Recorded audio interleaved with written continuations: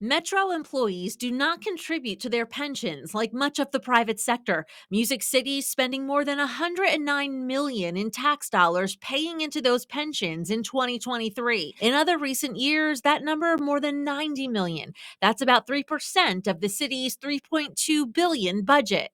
I think when you look at the financials of Nashville, I don't know how much more bankrupt you can get than being billions of dollars in the hole. Jason Edmonds, a policy analyst with the Beacon Center of Tennessee, says data shows that Nashville's overall financial standing is 2.7 billion in the hole. That includes the city's total assets, debt, and liquidable funds available now to pay off those bills.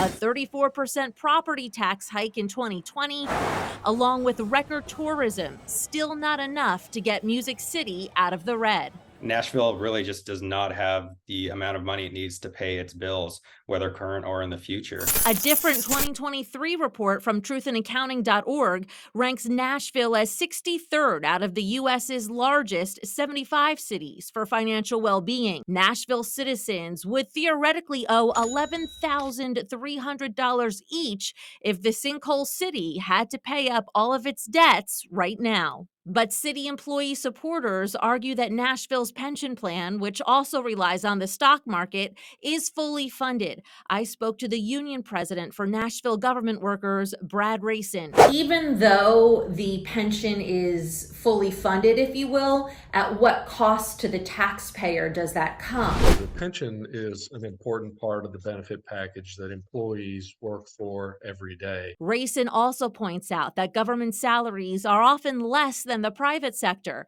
and he says the city would still be contributing money to retirements even if employees were to pitch in as well, the same as private employers with 401ks. This is just a form of deferred compensation that they're earning today so that they can have a secure retirement years down the road. But in 2014, Tennessee began requiring state employees to contribute to their retirement. Fox 17 confirming that saved $855 million of your tax dollars so far. I also reached out to similar sized cities to see what their employees contribute.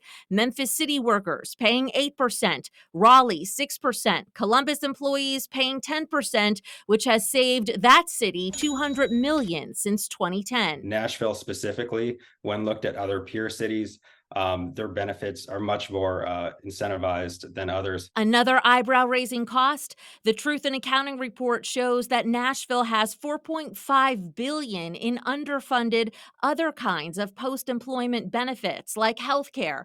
That's second only to New York City. The city is not putting money away, or at least not putting enough money away for those future payments, and is really more on a pay-as-you-go scheme. I think it's important to recognize that the members that we represent are performing essential services for our city. They're our support staff in school, at the water department, at 911.